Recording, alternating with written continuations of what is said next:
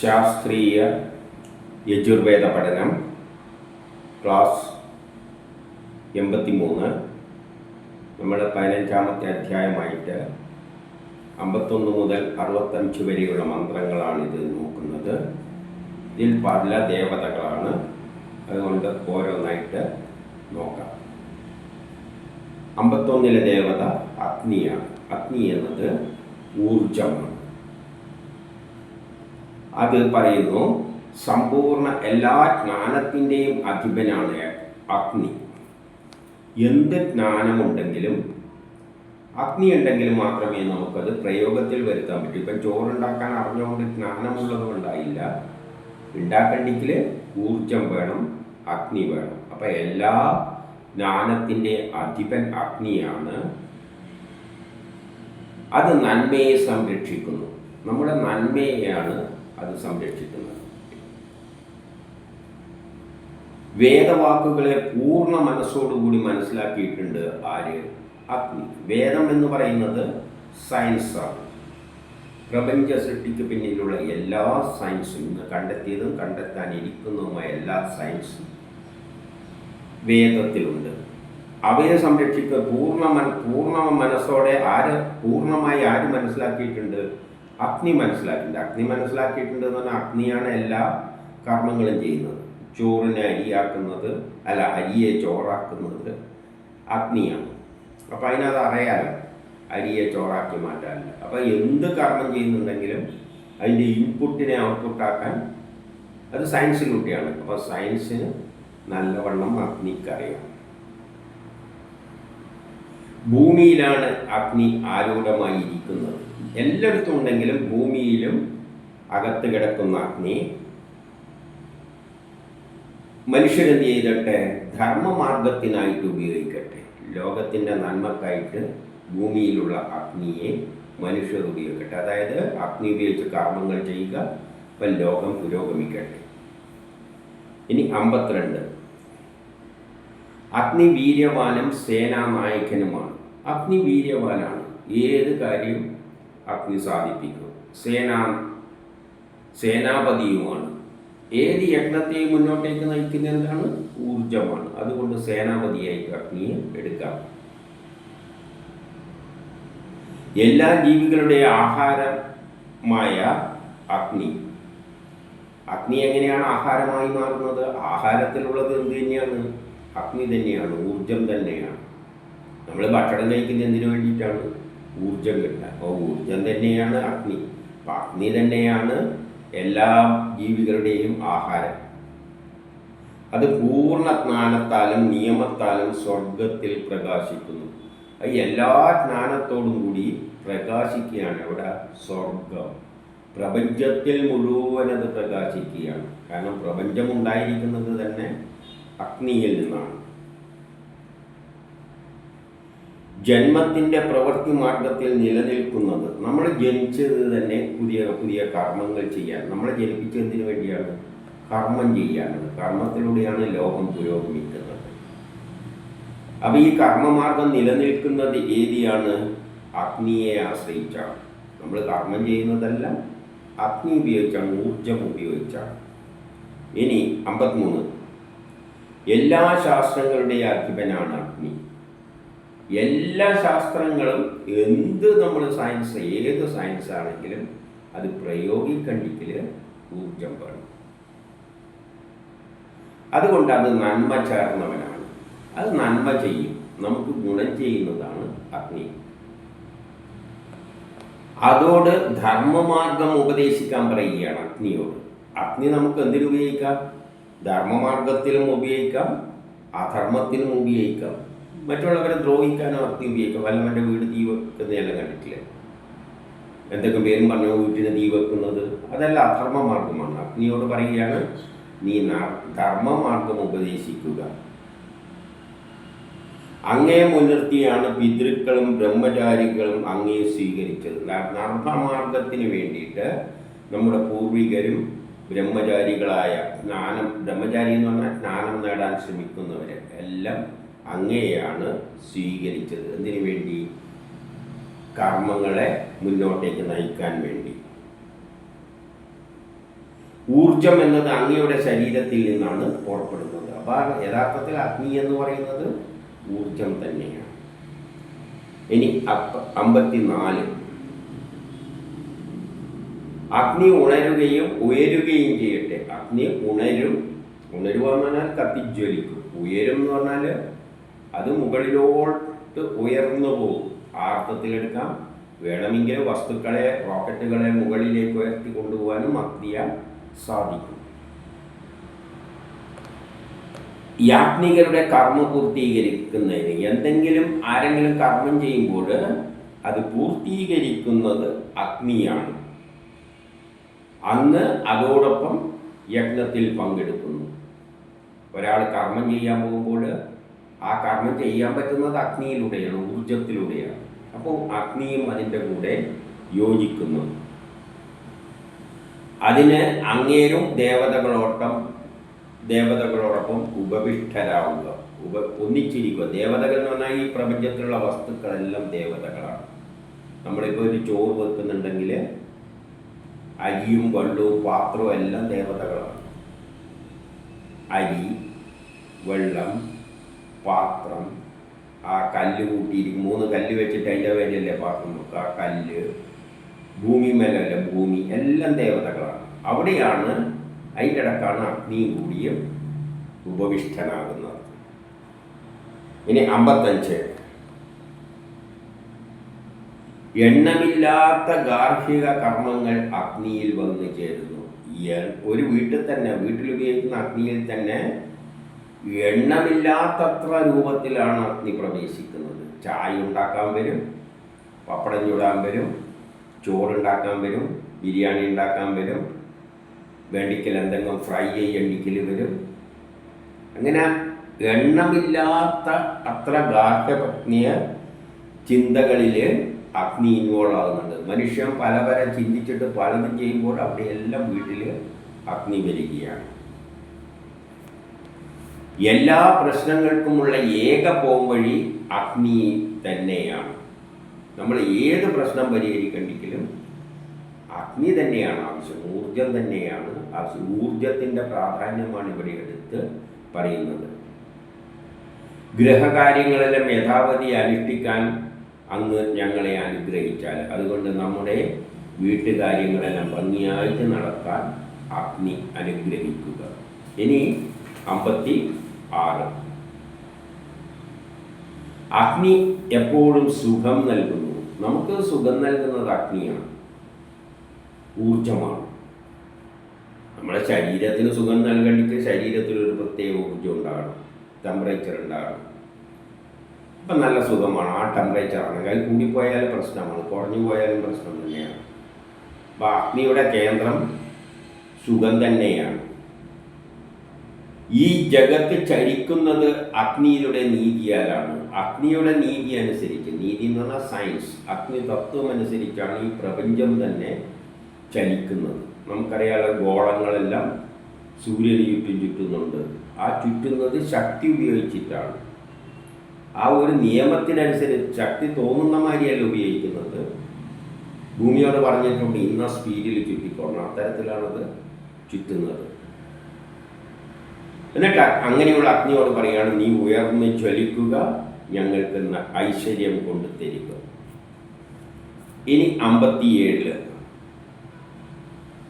മാഘ-ഫാൽഗുന മാസങ്ങൾ ശൈത്യത്താൽ നിറയപ്പെട്ടത്. ഇനി മാസങ്ങൾ ഋതുക്കളെ പറ്റിയാണ്. ഋതുക്കൾ ഉണ്ടാകാൻ കാരണവും അഗ്നി തന്നെയാണ്.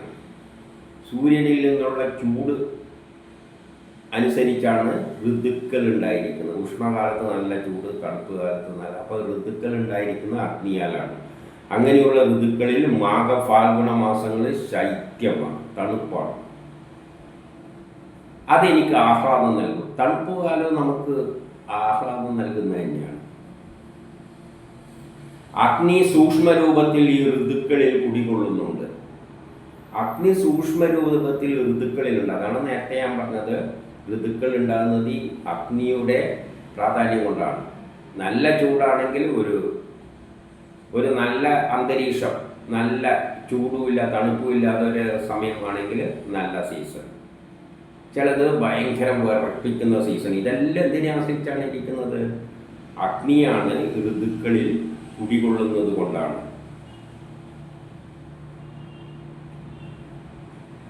അപ്പോൾ ഈ ശിശിരത്തിൽ ശരീരാഗ്നി ഒന്നു ചേർന്ന് ജ്വലിച്ചു വരട്ടെ. അപ്പം ഈ ശിശിരത്തിൽ പുറത്ത് ഭയങ്കര തണുപ്പാണെങ്കിൽ ശരീരത്തിലുള്ള അഗ്നി എന്ത് ചെയ്യണം? ജ്വലിച്ചു വരട്ടെ. ശരീരം കൂടുതൽ കൂടുതൽ ചൂട് ഉൽപ്പാദിപ്പിക്കട്ടെ. അല്ലെങ്കിൽ ശരീരം തണുത്തു പോകും. പുറത്ത് ഭയങ്കര തണുപ്പാണ്. അതുകൊണ്ട് അതിനെ മെയിൻറ്റെയിൻ ചെയ്യാൻ വേണ്ടി അന്നേരം നല്ലവണ്ണം അഗ്നി ശരീരത്തിൽ പ്രൊഡ്യൂസ് ചെയ്യും, എപ്പോഴും തണുത്തു പോകാതിരിക്കാൻ വേണ്ടിയിട്ട്. അങ്ങനെ അത് പ്രത്യേകമായി ഞങ്ങളുടെ ശരീരത്തെ രക്ഷിക്കട്ടെ. നമ്മുടെ ശരീരം രക്ഷിക്കുക. അതുകൊണ്ടാണ് തണുപ്പ് കാലത്തുള്ള നല്ലവണ്ണം നമ്മൾ ഭക്ഷണം കഴിക്കണം, നല്ല ചൂട് തരുന്ന ഭക്ഷണങ്ങൾ കഴിക്കണം. അപ്പോൾ ശരീരം ആ തണുപ്പിനെ പിടിച്ചു നിർത്തും. ആകാശത്തിൻ്റെയും ഭൂമിയിലും ഇടയിലാണ് ഈ അഗ്നി വസിക്കുന്നത്. അഗ്നി എവിടെയുണ്ട്? ആകാശത്തിൽ. സൂര്യനാണ് അഗ്നി തരുന്നത്. ഭൂമിക്കും ഇടയിലാണ് അഗ്നി വസിക്കുന്നത്. ആ അഗ്നി കാരണമാണ് മാഘമാസങ്ങളെല്ലാം, ഈ തണുത്ത മാസങ്ങളെല്ലാം ഉണ്ടാകുന്നത്. ഒരു പ്രത്യേക അന്തരീക്ഷത്തിൻ്റെ ചൂട് ഒരു പ്രത്യേകമാകുമ്പോൾ മാഘമാസം തണുപ്പ്, അപ്പോൾ ചൂട് വളരെ കുറവ്. അതെല്ലാം അഗ്നിയാണ് തീരുമാനിക്കുന്നത്. വിവേകികളും ജ്ഞാനികളും ഇത് മനസ്സിലാക്കുന്നുണ്ട്. സൂര്യനിൽ നിന്നുള്ള സൂര്യൻ്റെ ചൂടനുസരിച്ചാണ് ഈ മാസങ്ങൾ ഋതുക്കളെല്ലാം ഉണ്ടാകുന്നതെന്ന് വിവേകികൾ മനസ്സിലാക്കുന്നുണ്ട്. ഈ പ്രവർത്തികളെല്ലാം നടക്കാൻ കാരണം ഈശ്വരനാണ് ഇങ്ങനെയൊരു ഋതുക്കളെല്ലാം ഉണ്ടാക്കിയിട്ടിരിക്കുന്നത്. ഈ പ്രപഞ്ചം സൃഷ്ടിച്ചതിന് പിന്നിലുള്ള ശക്തി വിശേഷമാണ് ഈ ഋതുക്കൾ ഉണ്ടാക്കിയിരിക്കുന്നത്. എല്ലാ സൂര്യനും ഭൂമി ഒരേപോലെ ചുറ്റിയിരുന്നെങ്കിൽ എപ്പോഴും ഒരേ ചൂടായിരിക്കും. അപ്പോൾ ജീവജാലങ്ങളൊന്നും ഉണ്ടാവില്ല. ജീവജാലങ്ങളെല്ലാം ഉണ്ടാകുന്നത് ഇങ്ങനെ ചുറ്റുന്നതുകൊണ്ടാണ്. അപ്പം ചൂട്, തണുപ്പ്, മഴ പെയ്യും. ചിലപ്പം മഴയുണ്ടാവില്ല, ചിലപ്പം മഴ പെയ്യും. അതിനനുസരിച്ച് ചെടികൾ എല്ലാം അതുമായിട്ട് ബന്ധപ്പെട്ടാണ് പോകുന്നത്. ഇനി 58 അഗ്നി ഈശ്വരൻ്റെ പീഠമാണ്. അപ്പം ഈശ്വരൻ ഇരിക്കുന്നത് അഗ്നിയിൽ മേലാണ് ഈശ്വരൻ ഇരിക്കുന്നത്. കാരണം ഈ ലോകത്തെ ഋതുക്കളാക്കി മാറ്റിയിട്ട് എല്ലാം കൊണ്ടുപോകുന്നതെല്ലാം ആ ഒരു അഗ്നിയുടെ ബലത്തിലാണ്. അഗ്നി കൊണ്ടാണ് ഈ പ്രപഞ്ചത്തെ തന്നെ നിർമ്മിച്ചത്. അതുകൊണ്ട് ഈശ്വരൻ്റെ ഇരിപ്പിടമാണ് അഗ്നിമേലാണ് ഈശ്വരൻ ഇരിക്കുന്നത്. അങ്ങ് തന്നെയാണ് ദിവസത്തിൻ്റെ ആധാരം. ഈ ദിവസം രാത്രി ഉണ്ടാകുന്നത് എന്തുകൊണ്ടാണ്? വെളിച്ചവും ഊർജത്തിൻ്റെ അടിസ്ഥാനത്തിലാണ്. പകല് ചൂടും കിട്ടും, വെളിച്ചവും കിട്ടും. രാത്രി ചൂട് ആവശ്യത്തിനുള്ള കിട്ടും, നിലനിൽക്കാനുള്ള ചൂട് കിട്ടും. ചിലപ്പം ചന്ദ്രൻ കുറച്ച് വെളിച്ചം തന്നെന്നും വരും. അതുതന്നെയാണ് ജ്യോതിസിൻ്റെ ഉറവിടവും. അതായത് ഗ്രഹങ്ങളുമായിട്ട് ബന്ധപ്പെട്ടതിൻ്റെ എല്ലാം ഉറവിടം അഗ്നി തന്നെയാണ്. പ്രാണൻ, അപാനൻ, വ്യാനൻ ഈ വിശ്വത്തിലാണ് കുടികൊള്ളുന്നത്. നമ്മുടെ ശരീരത്തിൽ 3 പ്രധാനപ്പെട്ട 5 വായുക്കളുണ്ട്. പ്രാണൻ, അപാനൻ, വായുവാണെങ്കിൽ വ്യാനനാണ് ഇതിൽ പ്രധാനം. സമാനനും പിന്നെ ഉദാനനും എല്ലാം ഉണ്ട്. ഇതെല്ലാം ഈ വിഷയത്തിൽ കുടികൊള്ളുന്നത്. വായു അല്ലെങ്കിൽ സിഗ്നൽ സിസ്റ്റം, ശരീരത്തിലെ നാഡികളിലൂടെയുള്ള സിഗ്നൽ സിസ്റ്റം എല്ലാം സൂര്യഗ്രഹങ്ങളുമായിട്ട് ബന്ധപ്പെട്ടതാണ്. അത് വിശ്വജ്യോതി സ്വരൂപമാണ്. ഗ്രഹങ്ങളുടെ ആകർഷണ ബലത്താലാണ് നമ്മുടെ നാഡികളിലൂടെ സിഗ്നൽ സിസ്റ്റംസ് എല്ലാം സഞ്ചരിക്കുന്നത്. അത് സൂര്യനെ പോലെ രൂഢമാകുന്നു. ആ നാഡികളിലൂടെ സഞ്ചരിക്കുന്ന സിഗ്നൽ സിസ്റ്റവും ഊർജം തന്നെയാണ്. കെമിക്കൽ പൾസസ് ആണ്, അതും ഊർജം തന്നെയാണ്. അത് സൂര്യനെ പോലെ തന്നെ നമ്മളെ ശരീരത്തിൽ നമ്മളെ ആക്ട് ചെയ്യുന്നുണ്ട്. ആ പ്രാണൻ സഞ്ചരിക്കുന്നുണ്ട്. അത് സൂര്യന് സമാനമാണ്. അത് അങ്കീരസാണ് ആദ്യമുണ്ടായത്. പ്രപഞ്ചമുണ്ടാകുന്നതിന് മുമ്പിൽ ആദ്യമുണ്ടായ വസ്തു അങ്കീരസ് എന്ന കണങ്ങളാണ്. അത് ജീവനാണെന്ന് അറിയുക. അതേപോലെ തന്നെ നമ്മളെ ശരീരത്തിലെ ജീവൻ എന്ന് പറയുന്നത് അഗ്നി തന്നെ ആണ്. അല്ലെങ്കിൽ ഈ പ്രാണനാണ്. പ്രാണൻ എന്ന് പറയുന്നത് നാഡികളിലൂടെ സഞ്ചരിക്കുന്ന ഊർജമാണ്. ഇനി 59, ഈ ലോകം വൈവിധ്യങ്ങൾ നിറഞ്ഞതാണ്. ഈ ലോകത്തിൽ പലതരം കാര്യങ്ങൾ ഉണ്ട്.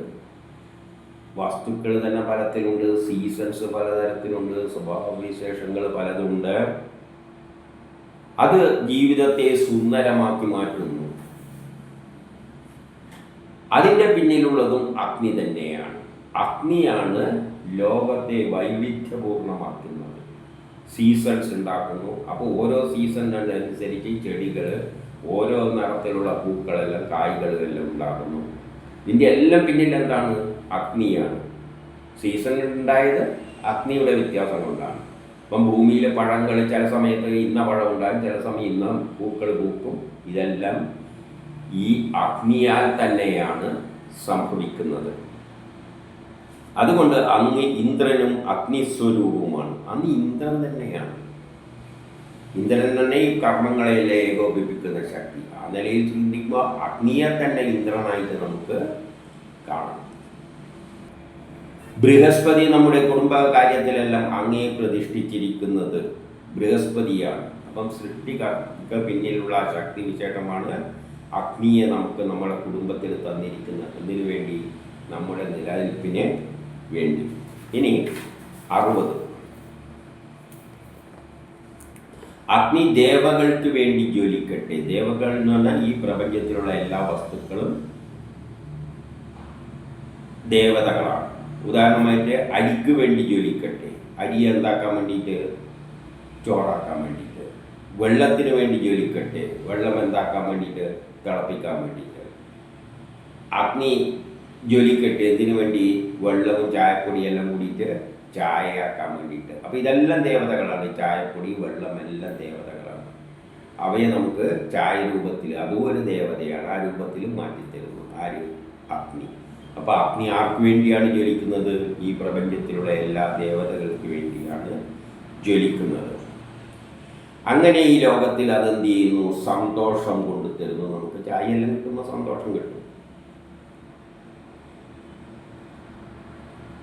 അതെല്ലാം അങ്ങനെ ഈ ലോകത്തിൽ എന്തെല്ലാം ആകർഷകമായ കാര്യങ്ങളെല്ലാം സംഭവിക്കുന്നുണ്ടോ അതൊക്കെയും സംഭവിക്കുന്നത് ഈശ്വരൻ്റെ അനുഗ്രഹത്താലാണ്. ഏതാണ് ഈശ്വരൻ? ഈ പ്രപഞ്ചം ഉണ്ടാക്കുന്നതിന് പിന്നിൽ, ഈ പ്രപഞ്ച നിയമങ്ങളെല്ലാം ഉണ്ടാക്കുന്നതിന് പിന്നിൽ, അഗ്നിയെ ഉണ്ടാക്കുന്നതിനെല്ലാം പിന്നിൽ പ്രവർത്തിച്ച ശക്തി വിശേഷം ഏതെന്നാണോ ഇതെല്ലാമായി മാറിയത് അതാണ് ഈശ്വരൻ. അപ്പം എല്ലാം അപ്പോൾ ഈശ്വരൻ്റെ അനുഗ്രഹമാണ്. ആർക്ക് വേണ്ടിയാണ്? നമുക്ക് വേണ്ടിയാണ് സംഭവിക്കുന്നത്. ഇവിടെ കാണപ്പെടുന്ന എല്ലാ ജ്ഞാനവും അഗ്നിയാണ്. ജ്ഞാനമുണ്ടായിട്ട് കാര്യമില്ല. അതെന്ത് വേണം? പ്രയോഗിക്കണം. പ്രയോഗിക്കുമ്പോൾ അഗ്നി വേണം. ജ്ഞാനം നേടാനും അഗ്നി വേണം. എന്ത് വേണം? നമുക്ക് ചിന്തിക്കണം. ചിന്തിക്കണ്ടെങ്കിൽ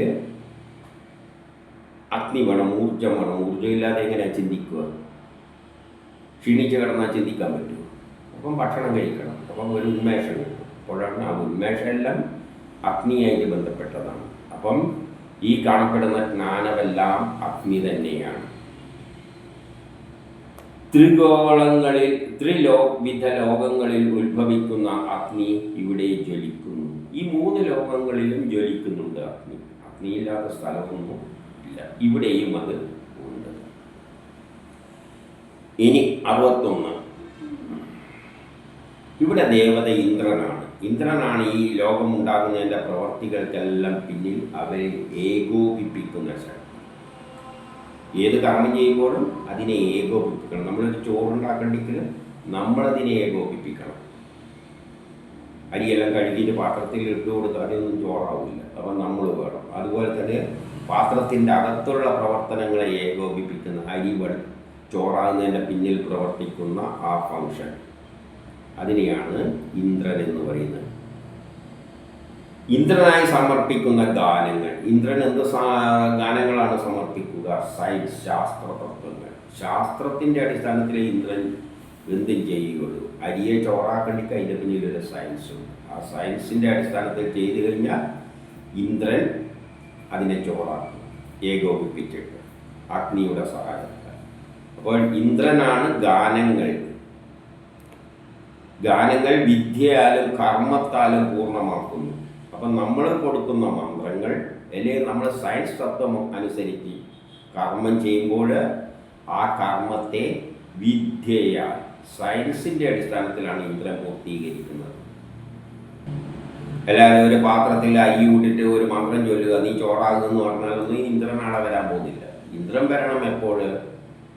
പാത്രത്തിൽ വെള്ളം ഒഴിച്ച് അരി ഇട്ടിട്ട് അടിയിൽ കത്തിച്ചാലേ ഇന്ദ്രൻ വന്നിട്ട് അതിനെ ചോറാക്കുകയുള്ളൂ. അപ്പോൾ വിദ്യയാലും കർമ്മത്താലുമാണ് അത് പൂർത്തിയാക്കുന്നത്. അതുകൊണ്ട് തന്നെ ഇന്ദ്രനാണ് രാജാവ്. ആ ഏകോപിപ്പിക്കുന്ന ശക്തിയാണ് പ്രധാനം. സയൻസിനെക്കാട്ടിയും പ്രാധാന്യം ഏകോപിപ്പിക്കുന്നതാണ്. നമുക്ക് പാചകം അറിയാം, അറിഞ്ഞുകൊണ്ടൊരു കാര്യമില്ലല്ലോ. എല്ലാം ഉണ്ടാക്കാൻ അറിയാം, പക്ഷെ ഒരു കാര്യം ഉണ്ടാക്കരുത്. ബുദ്ധി ഉപയോഗിച്ചു ഒരു പ്രവൃത്തി ചെയ്യാതെ കൊണ്ട് എന്താ കാര്യം? എല്ലാം അറിഞ്ഞിട്ട് എന്താ കാര്യം? അത് പ്രയോഗിക്കില്ലെങ്കിൽ പാചകം എല്ലാം അറിയാം, പക്ഷെ ഒരു ചുക്കും വീട്ടിൽ ചെയ്യില്ല, അങ്ങനെ ഇരിക്കും. എന്നിട്ട് സ്വിഗ്ഗി എന്നെല്ലാം വാങ്ങിയിട്ട് കഴിക്കും, ഓൺലൈനിൽ വാങ്ങിയിട്ട് കഴിക്കും. എന്ത് കാര്യം? വിദ്യയിലുണ്ടായിട്ട് എന്താ കാര്യം? അതുകൊണ്ട് അവൻ ജ്ഞാനം കൊണ്ടായില്ല, ഏകോപിപ്പിക്കണം, അത് പ്രയോഗിക്കണം. ആ പഠിച്ചതനുസരിച്ച് എല്ലാം ഏകോപിപ്പിച്ചിട്ട് പാത്രത്തിലെല്ലാം ഇട്ട് കൊടുത്താലേ അത് നമുക്ക് ഭക്ഷണമായി മാറുകയുള്ളൂ. അതുപോലെ പാത്രത്തിൻ്റെ അകത്തതിനെ ഏകോപിപ്പിക്കുന്ന ശക്തിയാണ് ഇന്ദ്രൻ. അപ്പം ഇന്ദ്രൻ രാജാവാണ്. മറ്റുള്ള ദേവതകളെക്കാട്ടി എല്ലാം ജ്ഞാനത്തെക്കാട്ടിയും പ്രാധാന്യം ഇന്ദ്രന് കൊടുക്കണം. കാരണം അത് രാജാവ്. അതുകൊണ്ടാണ് ഇന്ദ്രനെ രാജാവായിട്ട് എല്ലാ ദേവതകളുടെയും യജ്ഞങ്ങളുടെയും രാജാവ് ഇന്ദ്രനാണ്. ഐശ്വര്യത്തിൻ്റെ നാഥനാണ്. അതാണ് ഐശ്വര്യം നമുക്ക് ഉണ്ടാക്കി തരുന്നത്. നല്ല ജനങ്ങളുടെ സംരക്ഷകനാണ്. വിദ്വാൻമാരിൽ വീര്യനുമാണ്. നല്ല വിദ്യയുള്ള ആൾക്കാരിൽ വീര്യനായിട്ട് ആക്ട് ചെയ്യുന്നത് ഇന്ദ്രനാണ്.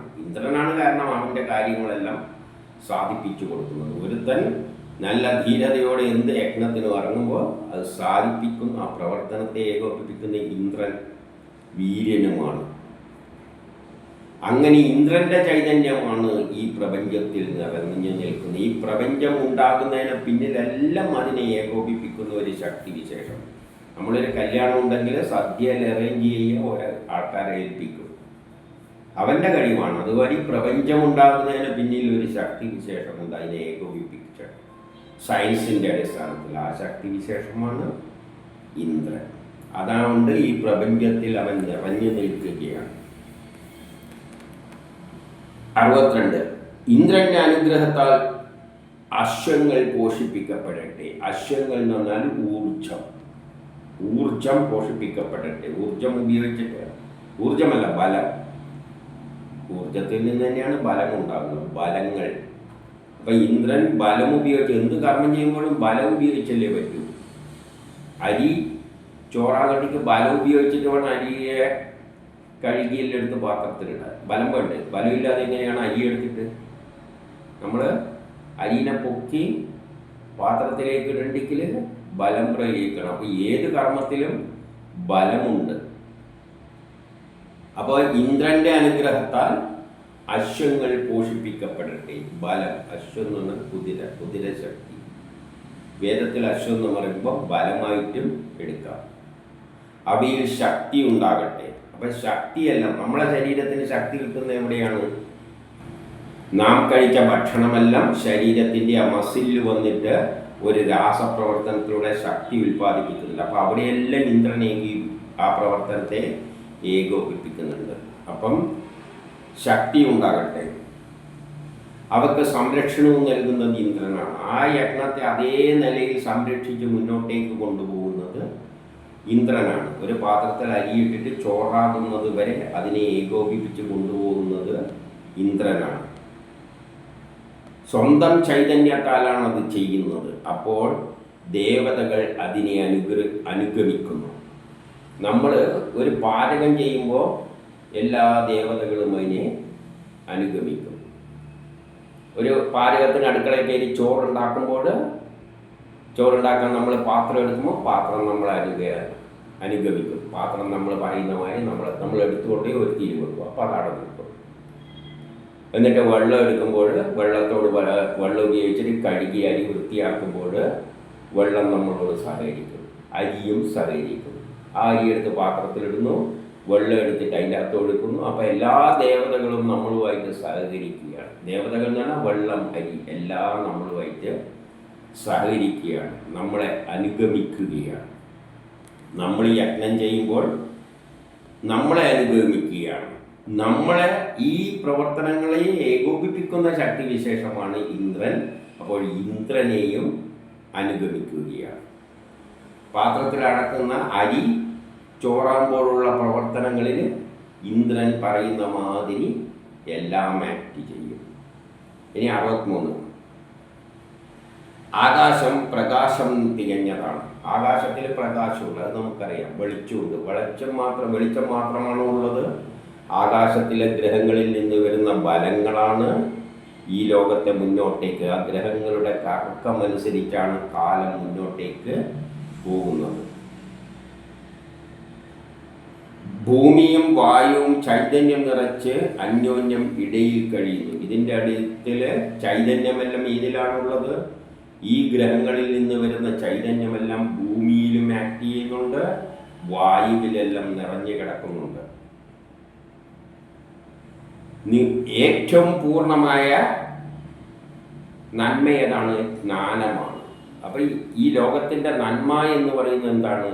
സയൻസാണ്, ജ്ഞാനമാണ്. കാരണം പ്രപഞ്ചം നിലനിൽക്കുന്നത് തന്നെ ശാസ്ത്രതത്വങ്ങളിലാണ്. അതാണ് നന്മ. ഞാനത് ഇന്ദ്രന് വേണ്ടി സമർപ്പിക്കുന്നു. എന്ത്? ഈ ജ്ഞാനമാകുന്ന നന്മയെ ഇന്ദ്രനായി സമർപ്പിക്കുന്നു. കാരണം ഇന്ദ്രനാണ് യജ്ഞങ്ങളെ പൂർത്തീകരിക്കുന്നത്. പക്ഷേ യജ്ഞത്തിനെ പൂർത്തീകരിക്കണമെങ്കിൽ സയൻസിൻ്റെ അടിസ്ഥാനത്തിലേ പൂർത്തീകരിക്കുകയുള്ളൂ. അപ്പം സയൻസും നമ്മൾ അരിയും വെള്ളവും മാത്രം ഇന്ദ്രന് കൊടുത്താൽ പോരാ, ഒരു സയൻസും കൊടുക്കണം. ഒരു പാചകക്കുറിപ്പടിയും അതിനോട് പറയണം. ഇങ്ങനെ നീ അരിയെ വെള്ളത്തിൻ്റെ സഹായത്താലും അഗ്നിയുടെ സഹായത്താലും ചോറാക്കി മാറ്റുക. വെള്ളത്തിലിട്ട് നടക്കുമ്പോൾ അതൊരു സയൻസാണ്, പാചകക്കുറിപ്പാണ്. ആ പാചകക്കുറിപ്പും കൂടി ആർക്കാണ് കൊടുക്കുന്നത്? ഇന്ദ്രനാണ് കൊടുക്കുന്നത്. എന്നിട്ട് ആ ഇന്ദ്രനെ ഹൃദയത്തിൽ നമ്മൾ പ്രതിഷ്ഠിക്കുന്നു. ആ ഇന്ദ്രനാണ് നമ്മൾ രക്ഷിതാവ്.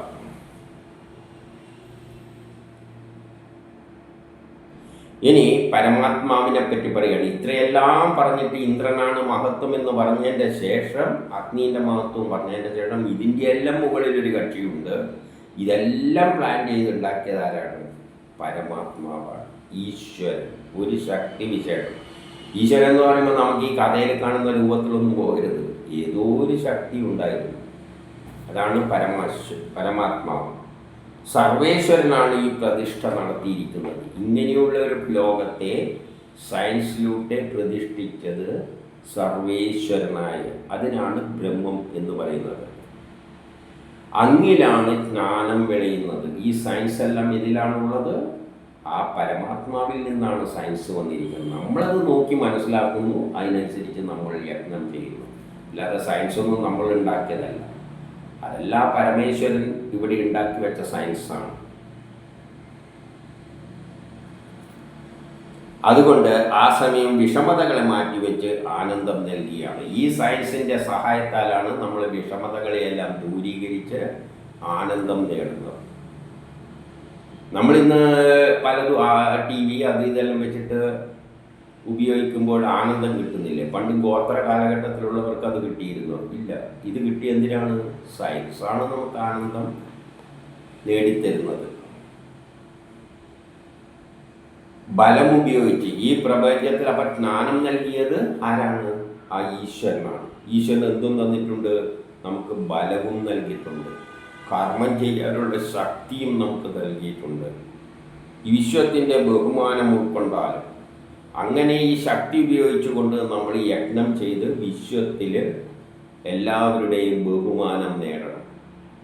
ഈശ്വരൻ നമുക്ക് ശക്തിയും തന്നിട്ടുണ്ട്, പ്രവർത്തിക്കാനുള്ള ശക്തിയും തന്നിട്ടുണ്ട്. അത് ഉപയോഗിച്ചുകൊണ്ട് നമ്മൾ സമൂഹത്തിൻ്റെ ബഹുമതി നേടിയെടുക്കണം. അതായത് നമുക്ക് വേണ്ട ശക്തിയും ഊർജവും എല്ലാം, വേണ്ട സാധനങ്ങളെല്ലാം, ആ ജ്ഞാനവും എല്ലാം ആ ബ്രഹ്മം ഇവിടെ ഉണ്ടാക്കി തന്നിട്ടുണ്ട്. നമ്മളത് ഉപയോഗിച്ചിട്ട് ബഹുമതി നേടണം. അതിലൂടെ സ്വഭാവ ഗുണങ്ങൾ ഉയർത്തപ്പെടട്ടെ. നല്ല സ്വഭാവം നമ്മൾ ഉപയോഗിക്കണം. ഇത് ഉപയോഗിച്ചിട്ട് നാശത്തിനും ഉപയോഗിക്കാം. നാശത്തിനല്ല, സ്വാർത്ഥതയ്ക്ക് വേണ്ടിയല്ല. സ്വഭാവ ഗുണങ്ങൾ ഉണരട്ടെ നിങ്ങളിലുള്ള. അതായത് നമ്മൾ ചെയ്യുന്ന കർമ്മങ്ങൾ നല്ലതായിരിക്കണം. ഈ തരുന്ന ശക്തി രാഷ്ട്രത്തെ നശിപ്പിക്കാനല്ല ഉപയോഗിക്കേണ്ടത്, ലോക പുരോഗതിക്കാണ് ഉപയോഗിക്കേണ്ടത്. ജ്ഞാനപ്രകാശവും ഉയർത്തപ്പെടട്ടെ. നമ്മൾ ജ്ഞാനവും നേടിക്കൊണ്ട് വരണം. പുതിയ പുതിയ കണ്ടുപിടിക്കാൻ ഇനിയും കുറേ ശാസ്ത്രതത്വങ്ങളുണ്ട്. അതെല്ലാം നിങ്ങൾ നേടിക്കൊണ്ട് വരിക. വിദ്യാബോധം ഐശ്വര്യത്തെ നേടട്ടെ. അങ്ങനെ വിദ്യ നിങ്ങൾ നേടുമ്പോൾ നിങ്ങൾക്ക് ഐശ്വര്യമുണ്ടാകും. അപ്പം നിങ്ങൾക്ക് ഐശ്വര്യമുണ്ടാകുന്നത് എങ്ങനെയാണ്? പഠിച്ച് വിദ്യ നേടണം. വിദ്യ നേടാതെ ഒന്നും ഐശ്വര്യം കിട്ടാൻ പോകുന്നില്ല. അല്ലാതെ അജ്ഞതയിൽ പെട്ടുകൊണ്ട് ഏതെങ്കിലും മന്ത്രം എടുത്തിട്ട് ഒരു ബിംബവും വെച്ചിട്ട് അതിൻ്റെ പിന്നാലെ പൂജിച്ച് നടന്നു കഴിഞ്ഞാൽ ആ ലോകം പുരോഗമിക്കാൻ പോകുന്നില്ല. അതിന് വിദ്യ നേടണം. പ്രപഞ്ച രഹസ്യങ്ങൾ മുഴുവൻ സയൻസിലൂടെ നേടിയിട്ട് അധ്വാനിച്ചിട്ട് പ്രപഞ്ചം ആ ശക്തി നൽകിയ ശക്തിയെല്ലാം ഉപയോഗിച്ചിട്ട് ലോകം പുരോഗതിയിലേക്ക് നയിക്കുമ്പോഴാണ് നിങ്ങൾക്ക് കിട്ടുന്നത് ഐശ്വര്യം ഉണ്ടാകുന്നത്. അല്ലാതെ ഗോത്ര കാലഘട്ടത്തിലേക്കല്ല, കാലത്തെ കൊണ്ടുപോകാനല്ല. നമ്മൾ മുന്നോട്ടേക്കാണ് പോകേണ്ടത്. ഒരിക്കലും തന്നെ ധർമ്മത്തെ മറികടക്കരുത്. ധർമ്മത്തെ മറികടന്നുകൊണ്ടുള്ള ഒരു പ്രവൃത്തിയും നമ്മൾ ചെയ്യരുത്. എല്ലാം ധർമ്മത്തിനനുസരിച്ച്. ധർമ്മം എന്ന് പറഞ്ഞാൽ ലോക പുരോഗതിക്ക് അനുസരിച്ചായിരിക്കണം. ഈശ്വരനാണ് എല്ലായിടവും നമ്മളെ സംരക്ഷിച്ച് നിലനിർത്തുന്നത്. ഈ പ്രപഞ്ചത്തിൽ നമുക്ക് വേണ്ട സംരക്ഷണമെല്ലാം ആ ഈശ്വരൻ, ആ പ്രപഞ്ചം സൃഷ്ടിച്ച ശക്തിവിശേഷം ഉണ്ടാക്കി തന്നിട്ടുണ്ട്. നമുക്ക് വേണ്ടതെല്ലാം ഇവിടെ ആ ശക്തി നൽകി തന്നിട്ടുണ്ട്. നമുക്ക് ശക്തി തന്നിട്ടുണ്ട്. ബുദ്ധി ചിന്തിച്ച്, ബുദ്ധി ഉപയോഗിച്ച് കാര്യങ്ങൾ മനസ്സിലാക്കാനുള്ള ബുദ്ധിശക്തി നൽകിയിട്ടുണ്ട്. ഇതെല്ലാം ഉപയോഗിച്ചിട്ട് നമ്മൾ പ്രവർത്തിച്ചോളുക, പുരോഗതി നേടിക്കൊള്ളുക. അതിന് വേണ്ട എല്ലാ സംരക്ഷണവും അത് നൽകിയിട്ടുണ്ട്. സത്യത്തെ അസത്യത്തിൽ നിന്നും രക്ഷിക്കേണ്ടതുണ്ട്. അത് നമ്മുടെ ധർമ്മമാണ്. സത്യം വഴിയിൽ നമ്മൾ പോകണം, അസത്യത്തെ നശിപ്പിക്കണം. ആരെങ്കിലും അസത്യ പ്രചരണങ്ങൾ നടത്തുന്നുണ്ടെങ്കിൽ അവരെ നശിപ്പിക്കണം. സത്യത്തെ മുന്നിൽ കൊണ്ടുവരണം. ഈശ്വരൻ ജീവിതത്തിൻ്റെ ഏറ്റവും പ്രധാനപ്പെട്ട ധർമ്മമാണെന്ന് അറിയേണ്ടതുണ്ട്. ഈശ്വരനാണ് നമ്മളെ സൃഷ്ടിച്ചിരിക്കുന്നത്. ഈശ്വരനാണ് ഈ ലോകം സൃഷ്ടിച്ചിരിക്കുന്നത്. ഈശ്വരൻ ഈ ലോകത്തെ മുന്നോട്ടേക്ക് നയിക്കുകയാണ്. അപ്പം നമ്മുടെ ധർമ്മം എന്താണ്? ആ ഈശ്വരനായിക്കൊണ്ട് കർമ്മങ്ങൾ ചെയ്യുക. ലോകം പുരോഗമിക്കുന്നതിന് വേണ്ടിയുള്ള കർമ്മങ്ങൾ ചെയ്യുക. ഇതാണ് ഏറ്റവും അത്യാവശ്യമായിട്ടുള്ളത്. അപ്പം ലോക നന്മക്കായിട്ട് പുരോഗമിക്കുന്ന ലോകത്തെ പുരോഗതിയിലേക്ക് നയിക്കുന്നതിന് വേണ്ടി നമ്മൾ യജ്ഞങ്ങൾ ചെയ്യുക. ഇനി 65. നിന്നിൽ വിദ്വാനോട് പറയുകയാണ്, നമ്മൾ വിദ്വാൻമാരാകണം. നമ്മിലെന്തുണ്ട്? അനേകം ചൈതന്യങ്ങൾ ഒന്നുചേരുന്നു. നമ്മൾ വിദ്വാൻ, പഠിപ്പിൽ ജ്ഞാനമുള്ളവരാണെങ്കിൽ അനേകം ചൈതന്യങ്ങൾ നിന്നിൽ വന്നു ചേരും. വിദ്വാൻ, ഇവിടെ ദേവത വിദ്വാനാണ്. അപ്പോൾ വിദ്വാൻമാരാകണം. നമ്മളെല്ലാവരും വിദ്വാൻമാരാകണം. അതെങ്ങനെയാണ് നേടാൻ പറ്റുക? പ്രപഞ്ചത്തിലുള്ള ഈ ജ്ഞാനങ്ങൾ മുഴുവൻ നേടാൻ ശ്രമിക്കുക. അനേകം ചൈതന്യങ്ങൾ നിങ്ങളിൽ വന്നു ചേരും. അപ്പം ഞാനിപ്പോൾ ഒരു കെമിസ്ട്രി പഠിച്ചവനാണെങ്കിൽ ഞാൻ എൻ്റെ ചൈതന്യം എന്താണ്? കെമിസ്ട്രിയാണ്, അതിലുള്ള ജ്ഞാനമാണ്. എല്ലാവരും പറയും, അവൻ ഭയങ്കര കെമിസ്ട്രിയിൽ ഭയങ്കര. ആ ചൈതന്യം മാത്രമാണോ? വേണ്ട, ഫിസിക്സും ആകാമല്ലോ, നിങ്ങൾക്ക് മാത്സ് ആകാമല്ലോ, നിങ്ങൾക്ക് ബയോളജി ആകാമല്ലോ. എന്തെല്ലാം ചൈതന്യങ്ങൾ ഈ ലോകത്തിലുണ്ട്, അതെല്ലാം അനേകമുണ്ട്. അതിലോട്ട് നിങ്ങൾ മുന്നോട്ടേക്ക് പോവുക. പ്രകൃതിയിൽ നിന്ന് തന്നെ ലഭിക്കുന്ന ഈ വസ്തുക്കൾ അനേകമുണ്ട്. പ്രകൃതിയിൽ നിന്ന് തന്നെ കിട്ടുന്നുണ്ട്. നിങ്ങൾക്ക് പലതരം ജ്ഞാനം കിട്ടുന്നുണ്ട്. ആ ജ്ഞാനം ഉപയോഗിച്ചിട്ട് ചെയ്യാനുള്ള ഒരു വസ്തുവിനെ നമുക്ക് എന്താക്കി മാറ്റാം? നല്ല വസ്തുവാക്കാം. കളിമണ്ണിനെ എന്ത് ചെയ്യാം, നല്ല സുന്ദരമായ പാത്രങ്ങളാക്കിയിട്ട് മാറ്റാം ജ്ഞാനത്തിൻ്റെ സഹായത്താൽ. അങ്ങനെ എന്തെല്ലോ വസ്തുക്കൾ ഈ പ്രപഞ്ചത്തിൽ ഉണ്ടാക്കി തന്നിട്ടുണ്ട്. ജ്ഞാനവും തന്നിട്ടുണ്ട്, അനേകം വസ്തുക്കളും ഇവിടെ തന്നിട്ടുണ്ട്. അപ്പം പ്രകൃതിയിൽ നിന്നു തന്നെ ലഭിക്കുന്ന ഈ വസ്തുക്കൾ അനേകമുണ്ട്. അനേക ജ്ഞാനത്തിൻ്റെ നാഥാവും ഗുരുവും ആചാര്യനും നീയല്ലാതെ മറ്റാരുമല്ല. വിദ്വാനോട് പറയുകയാണ്, അനേക ജ്ഞാനത്തിൻ്റെ നാഥൻ നീയാണ്. നീയാണ് അസംഖ്യം ജ്ഞാനത്തിൻ്റെ നാഥൻ. ഈ ലോകത്തിലുള്ള എല്ലാ അനേക ജ്ഞാനങ്ങളുടെ നാഥനാണ് നീ. നിന്നിലാണ് ഈ ജ്ഞാനമെല്ലാം കിടക്കുന്നത്. പ്രപഞ്ചത്തിലെ എല്ലാ ജ്ഞാനമൊന്നും ഉൾക്കൊള്ളാൻ പറ്റില്ല, പക്ഷെ അനേക ജ്ഞാനങ്ങളുടെ നാഥനാണ് നീ. നിന്നിൽ ഈ അനേക ജ്ഞാനങ്ങൾ കിടക്കുന്നു. അപ്പം അതിൻ്റെ നാഥൻ നീയാണ്. നീ ഗുരുവാണ്. അങ്ങനെയുള്ള ഗുരുവാണ്. ലോകത്തെ നിനക്ക് പഠിപ്പിക്കാം അതുപയോഗിച്ചുകൊണ്ട്. നീ ആചാര്യനാണ്. നീയല്ലാതെ മറ്റാരുമില്ല ഒരാചാര്യൻ. അപ്പം നമ്മൾ തന്നെ ആചാര്യനാകണം, നമ്മൾ തന്നെ ഗുരുവാകണം. എങ്ങനെ? ലോകത്തിൽ അനേകതരം ജ്ഞാനങ്ങളുണ്ട്, ആ ജ്ഞാനം ആർജിക്കുക. അനേക വസ്തുക്കളുണ്ട്, ആ ജ്ഞാനം ഉപയോഗിച്ച് ആ വസ്തുക്കളെയെല്ലാം ഉപയോഗിക്കുക. അപ്പോൾ നീ തന്നെയാണ് അതിൻ്റെ നാഥൻ, നീ തന്നെയാണ് ഗുരു, നീ തന്നെയാണ് ആചാര്യൻ. നിന്റെ ജീവിതത്തിന് ആയിരക്കണക്കിന് നേട്ടങ്ങൾ നൽകി ഈശ്വരൻ അനുഗ്രഹിക്കട്ടെ. അതിനുവേണ്ടി ഈശ്വരൻ നിന്നെ അനുഗ്രഹിക്കട്ടെ. നീ വിചാരിച്ചാലൊന്നും നടക്കില്ല, അതും ഈശ്വരൻ്റെ അനുഗ്രഹമാണ്. ഈശ്വരൻ നിന്നെ അങ്ങനെ സൃഷ്ടിച്ചിരിക്കുന്നു. ആ ഗുരുസ്ഥാനമെല്ലാം നേടിയെടുക്കത്തക്കവണ്ണം ജ്ഞാനം ഉൾക്കൊള്ളാനുള്ള കഴിവ് നൽകിക്കൊണ്ട് നിന്നെ ഈശ്വരൻ അനുഗ്രഹിക്കട്ടെ. ഇവിടെ ജ്ഞാനത്തിൻ്റെ മഹത്വമാണ് പറയുന്നത്. ജ്ഞാനം മാത്രം പോരാ, അതുപയോഗിച്ചുകൊണ്ട് പ്രകൃതിയെ മാറ്റിമറിക്കണം. ഒരു സുന്ദരമായ ലോകം സൃഷ്ടിക്കുന്നതിൽ നിൻ്റേതായ കഴിവ് ഉപയോഗിക്കണം.